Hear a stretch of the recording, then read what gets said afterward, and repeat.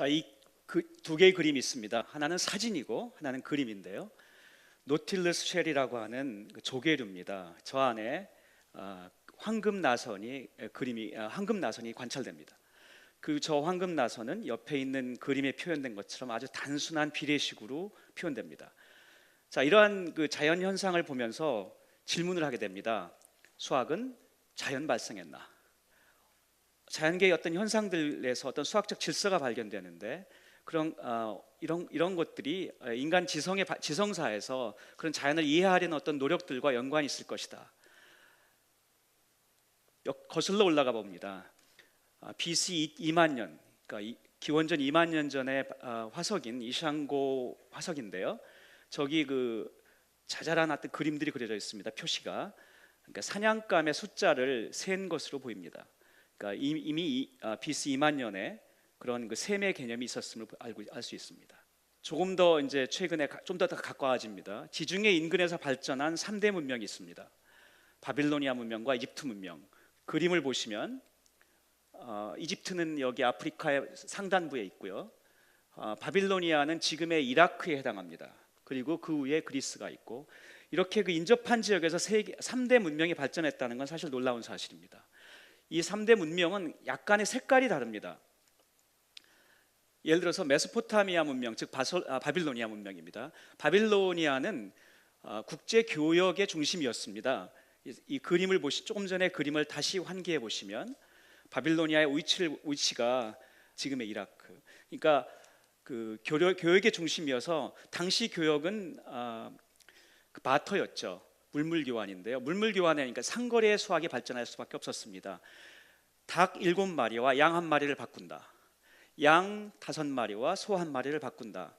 밀 2포대와 닭 1마리를 바꾼다. 자, 나는 소 1마리가 있다. 밀 몇 포대를 받아야지? 자, 이런 종류의 결국 지금의 중학생도 할 수 있는 아주 간단한 비례식인데요. 상거래 수학이 발전할 수밖에 없었죠. 이집트는 또 좀 다릅니다. 하지만 역시 비슷하게 여러 이유로 기하학이 많이 발전했습니다. 당시 나일강의 범람으로 인해서 홍수가 끝나고 나면 이집트 왕의 역할은 공평하게 싸우지 않게 땅을 다시 재분배해서 원래 땅 주인에게 돌려줘야 돼요. 싸움이 일어나면 안 되죠.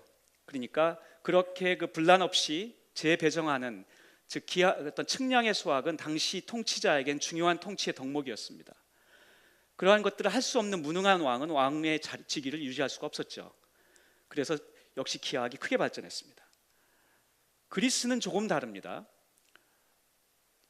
앞에 두 개의 문명이 굉장히 실생활에 필요에 의한 수학을 발전시켰다고 한다면, 그리스에서는 굉장히 철학적이고 추상적인 수학이 발전했습니다.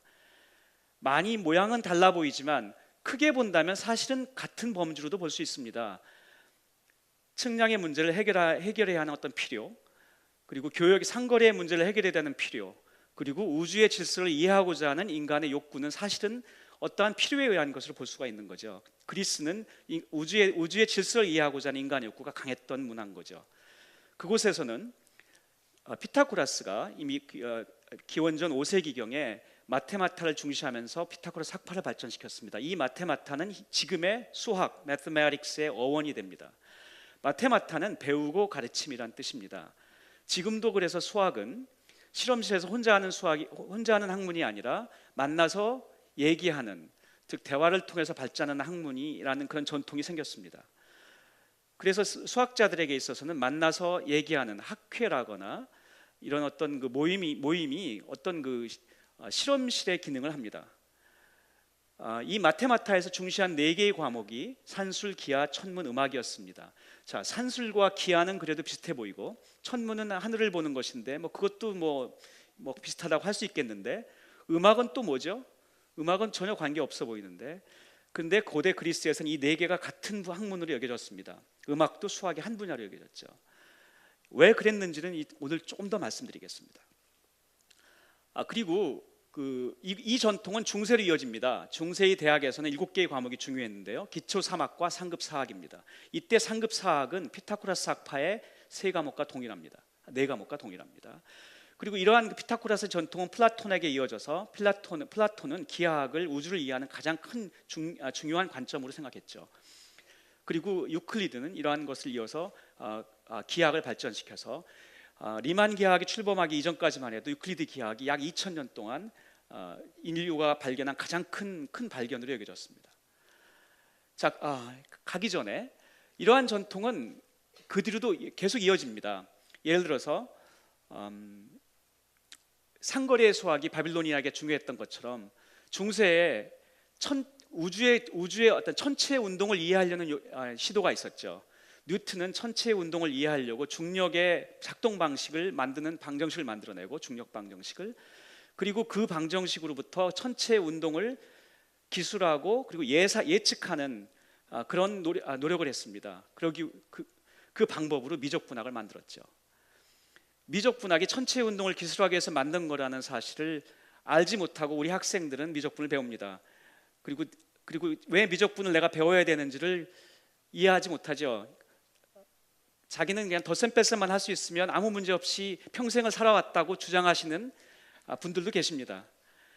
하지만 그런 태도로 우리가 수학을 공부했다면 우리가 천체 문제를 이해하지 못했을 것이고, 인공위성을 발사하지 못했을 것이고, 우리가 알고 있는 우주의 이해는 굉장히 제한됐을 것입니다. 그래서 이렇게 천체 운동을 이해하고자 하는, 또는 우주의 질서를 이해하고자 하는 상거래의 필요에 의한, 또는 측량의 필요에 의한 이런 다양한 필요에 의해서 수학은 발전되었죠. 그렇다면 예술은 무엇입니까? 제가 주관적으로 생각하는, 오늘 얘기하고자 하는 그런 예술은 아주 제한된 의미의 예술입니다.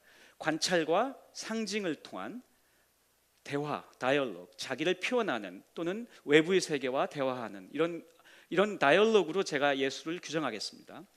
이러한 시도는 인류 역사에서 굉장히 오랫동안 관찰됩니다. 약 기원전 23,000년 전에 작품으로 여겨지는데요. 우리가 빌렌도르프의 비너스라고 하는 작품입니다. 저 작품을 보시면 머리가 거의 없습니다. 머리가 표현이 거의 표현되지 않고, 가슴은 굉장히 크죠. 엉덩이도 크고. 아마도 다산을 기원하는 어떤 의미로 그런 관련된 부분이 강조된, 즉 어떤 상징을 하는, 과장과 상징에 표현된, 우리가 요즘 얘기하는 어떤 예술의 여러 형식이 이미 여기서 관찰되죠. 사실적으로 기술하는 단계를 넘어선 겁니다. 이런 것들이 이미 지금부터 25,000년 전에 이미 있었습니다. 그렇다면 이렇게 수학은 문명의 다양한 질문에 답해왔습니다. 필요에 의해서 발전되었습니다. 또한 예술은 또 다른 문명의 필요에 의해서, 또는 즉 자기 자신을 표현하고 그런 상징으로 어떤 다이얼로그, 대화를 하는 이러한 것도 또 문명의 필요라고 볼 수 있습니다. 문명의 다양한 필요에 의해서 수학과 예술은 독자적으로, 또는 어떤 때는 같이 발전해 왔습니다. 자, 문명의 다양한 질문에 수학이 답할 수 있겠는가, 이라는 질문을 하는 건데요. 수학이 이러한 질문들에 답하는 강력한 도구인 이유입니다. 그는 단순화의 힘입니다. 우리가 물질 세계에서는 너무나 다양하고 전혀 달라 보이는 많은 현상들이 실제 수학의 세계에서는 동일한 경우가 많습니다. 그리고 이러한 단순화가 결국 수학의 강력한 어떤 힘의 원천이 됩니다. 하나의 예입니다. 얘가 조금 어려워서 제가 조금 더 쉬운 예를 찾고 싶었는데 한번 보시죠. 예를 들어서, 자, 소리굽새 아시죠? 우리가 보통 악기를 조율할 때 씁니다. 탁 치면 하나의 주파수를 가진 단순음이 나옵니다. 그래서 그 단순음을 가지고 우리가 조율을 하죠. 자, 저 소리굽새를 딱 쳤습니다. 소리가 나옵니다. 하나의 주파수를 갖습니다. 그 소리를 시간의 함수로 쓰면 저런 저런 사인 함수가 됩니다. 그런데 그래서 우리가 서로 다른 주파수를 가진 두 개의 소리가 있을 때 두 개를 중첩시키면 어떤 소리가 날까? 사인 함수 두 개를 더할 줄만 알면 우리가 아는 거죠. 그래서 우리가 사인 함수를 더하는 방법을 고등학교에서 배웁니다. 그걸 배우게 되면 소리들이 중첩돼서 어떤 소리가 생기는지, 거기에서 가끔가다 공명현상이 생기는 것도 알게 되고, 우리가 건물을 흔들면 잘못하면 건물이 넘어지는 이유가 건물의 고유 진동수와 외부에서 흔드는 진동수가 잘 맞아가지고 잘못하면 공명이 생기면 무너져요. 얼마 전에 광진구에서 큰 무슨 건물이 한번 이게 아주 큰 무너진 적이 있습니다. 이런 것들도 이런 사인 함수의 덧셈만 할 수 있으면 이해할 수 있습니다. 그런데 전혀 달라 보이는 이러한 스프링 같은 거요. 스프링을 흔듭니다. 스프링을 잡아당겨서 놓습니다. 보시다시피 저런 운동이 되겠죠? 위로 아래로 진동합니다. 그 추의 움직임을 시간에 따라 쭉 추적하면 역시 사인 함수가 나옵니다. 수학자들에게는 저 두 개의 운동이 같은 겁니다. 소리가 전파되는 것과 추의 진동이 도대체 같은 거라는 걸 누가 생각하겠습니까? 하지만 수학의 세계에서는 같아서 우리가 사인 함수를 이해하면 우리가 완전히 동일한 방법으로 두 가지를 이해할 수 있습니다. 그래서 물질의 세계에서 완전히 달라 보이고 전혀 관계없어 보이는 많은 현상들이 수학의 세계에서는 하나로 같은 현상에 해당하기 때문에 이런 걸 보고 우리가 모델링을 통한 단순화라고 합니다. 이러한 단순화가 세상을 기술하는 또는 세상의 여러 문제들에 대항하는 수학의 강력한 힘의 원천이 됩니다. 자, 여러 가지 질문이 문명이 하는 많은 질문이 있는데 그 중에 하나 예를 들겠습니다. 자, 시각예술, 즉 미술에서는 이러한 질문을 오랫동안 해왔습니다. 무엇이 우리 눈에 보기 좋은가? 보기 싫은 게 있고 보기 좋은 게 있고 당연히 문명의 영향을 받고 문화의 영향을 받습니다. 그러니까 당연히 동일한 기준이 있을 수는 없습니다. 하지만 우리 문명에서는 여러 문명에서는 이러한 공통적으로 우리 눈에 보기 좋은 거에 관한 몇 가지 가설들을 만들어냈습니다. 그 중에 몇 가지가 황금률이라거나 자기 반복성 이런 것들입니다. 황금률은 자연현상에서도 관찰됩니다. 여기 허리케인 사진이 있는데요. 저 허리케인 사진을 잘 보시면 황금나선입니다. 그리고 이미 기원전 약 2500년 전에 만들어진 이집트의 피라미드입니다. 저 피라미드에서 피라미드의 밑변과 높이는 황금률입니다. 그리고 역시 기원전 400년 전에 만들어진 그리스 파테온 신전입니다. 역시 밑변과 높이가 황금률입니다. 저런 것들은 저 황금률이 우리 눈에 보기 좋은 어떤 비율이라는 그런 가정에 입각해 있습니다. 그리고 중세로 와서 다빈치의 많은 작품도 저 황금률을 아주 크게 사용하고 있죠.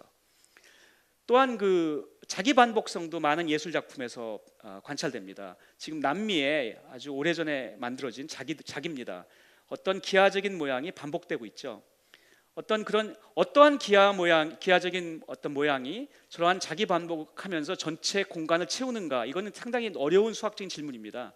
근데 그러한 수학적인 질문에 답이 없이도 예술가들은 저런 작품을 만들어냈습니다. 물론 저러한 개념은 현대 수학으로 오면 프랙탈이라고 하는 자기 반복성이라는 개념이 심화돼서 우리가 프랙탈이라는 개념으로 이제는 수학 이론이 굉장히 체계화되어 있습니다. 하지만 이러한 고대 문명에서부터 이러한 개념들이 수학적으로 체계화되지 않은 상태로 이미 예술가들에서 표현되고 있다는 것은 상당히 흥미롭습니다. 또 다른 질문, 이제는 음악의 질문입니다. 무엇이 귀에 듣기 좋은가? 어떠한 음들이 합쳐지면 협화음이 되고 어떠한 음들이 합쳐지면 불협화음이 되는가? 이러한 질문은 다양한 문명이 했던 초문명적인 질문입니다. 이미 이러한 문제들에 고대 그리스에서 그러니까 상당한 수준의 답을 했습니다. 피타고라스는 이러한 질문에 답하는 어떤 피타고라스 음계라는 이론까지 만들어냈는데요. 이 피타고라스 음계는 현대 음악의 온음계와 거의 흡사합니다. 그러니까 지난 약 3000년 동안 인류는 음악에 있어서 적어도 음악 이론에서 크게 진보한 게 없습니다. 자, 이 온음계의 그림을 조금 더 설명하고 싶습니다. 사실은 예술이라는 주제가 너무나 다양하고 그 안에 음악이 있고 건축이 있고 미술이 있고 이것들을 이 시간에 다 다룬다는 게 힘들기 때문에 제가 조금은 포커스하고 싶은데요. 음악에 조금 오늘 집중하고 싶습니다. 아까도 보여드렸던 사진입니다. 그림입니다. 역시 역시 사인 함수가 나오는 것을 볼 수 있습니다. 자, 그런데 저 음이 1초 동안 몇 번 진동하는가가 우리가 진동수라고 하고 그 단위가 헤르츠입니다. 우리가 보통 들을 수 있는 가청 주파수는 17Hz에서 17,000Hz입니다. 1초 동안에 17,000번 진동하는 것까지 우리가 보통 듣는다고 합니다. 그리고 옥타브라는 건 다 들어보셨을 겁니다. 어떤 음이 있고 어떤 진동하는 주파수가 있고 그거보다 2배 주파수가 되면 우리가 한 옥타브 높다고 합니다. 그러니까 어떤 주파수가 있고 그거보다 한 옥타브 높으면 주파수는 2배가 됩니다. 2옥타브가 높으면 2배 곱하기 2배니까 4배가 될 겁니다. 3옥타브가 높으면 2배 곱하기 2배 곱하기 2배니까 8배가 되고 n 옥타브가 높으면 2배 곱하기 2배 곱하기 2배 우리가 n번을 곱해야 되니까 2의 n승이 됩니다. 그래서 원래 주파수보다 2의 n승만큼 올라갑니다. 그래서 옥타브는 선형으로 올라간다고 하면 주파수는 지수승으로 올라갑니다. 자, 그런데 이런 것 때문에 여기서 바로 우리가 왜 협화음의 피타고라스가 했던 협화음의 법칙을 금방 이해할 수 있습니다.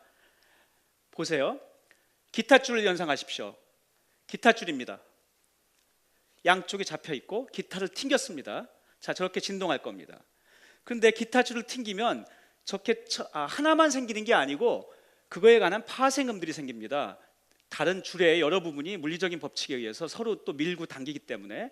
그래서 처음 거보다 두 번째 또 음이 생기는데요. 저 두 번째 음은 2배 더 빨리 진동할 테니까 주파수가 2배가 될 겁니다. 원래 주파수의 F라고 한다면 2F가 됩니다. 세 번째 역시 파생음도 생깁니다. 주파수가 3배가 되겠죠. 네 번째, 다섯 번째 주파수. 그래서 원래 음의 배음들, 그러니까 정수백만큼 되는 각종 주파수들이 생깁니다. 기타줄 하나를 치면 저런 음들이 쭉 발생합니다. 그런데 피타고라스의 가설은 뭐였냐면 우리가 줄 하나 칠 때마다 이런 음들이 계속 생기니까 우리 귀는 그것들을 매번마다 저런 음들을 우리가 만약 불협화음으로 인식한다면 너무 피곤하겠죠. 그러니까 앞에 쪽 음들은 아마도 우리가 저런 음들은 그냥 대충 우리 귀가 용인할 것이다. 즉 협화음으로 인식한다라고 가정했습니다. 뒤에 있는 음들, 이런 음들은 잘 안 생깁니다. 그러니까 생겨도 조금밖에 안 생겨요. 그러니까 그리고 저런 음들은 그래서 불협화음으로 인식합니다. 잡음이 돼요. 이게 피타고라스의 가설이었는데 이게 현대 음악의 이론과 거의 일치합니다. 그래서 특히 피타고라스는 처음에 네 가지 배음에 집중했습니다. 저 네 가지 배음은 협화음이 될 것이다. 그 이론에 따라서 피타고라스가 음계가 발전했는데 그것이 오늘날 얘기하는 온음계와 거의 똑같습니다. 7음계 구조와. 자, 그래서 현대 음악의 그 7음 구조, 온음계 구조가 저런 협화음이 만들어지는 것에서 출발해서 거의 완벽하게 기술됩니다. 그런데 고대 그리스에는 당시에는 아직 이런 파동의 개념이 없었습니다. 그런데도 피타고라스는 그런 개념을 만들어냈거든요. 놀라운 사실이죠. 자, 이렇게 상거래의 필요, 측량의 필요, 우주에 대한 어떤 이해를 하고자 하는 갈망, 이러한 다양한 필요에 의해서 수학은 발전됐고 예술도 발전했습니다. 오늘날 문명은 더 많은 질문을 합니다. 어떻게 구글에서 우리가 검색어를 넣으면 그렇게 정확하게 답을 할까요? 애플의 시리가 있습니다. 사람이 말을 통해서 이제 기계와 대화할 수 있습니다. 이런 것들이 어떻게 가능할까요? 수학자들이 만들어내는 알파 검색 엔진으로 가능해졌습니다. 아까도 말씀드린 천체 운동도 미적분으로 기술합니다. 현대 문명이 질문하는 많은 질문들에 수학은 적극적으로 답하고 있습니다.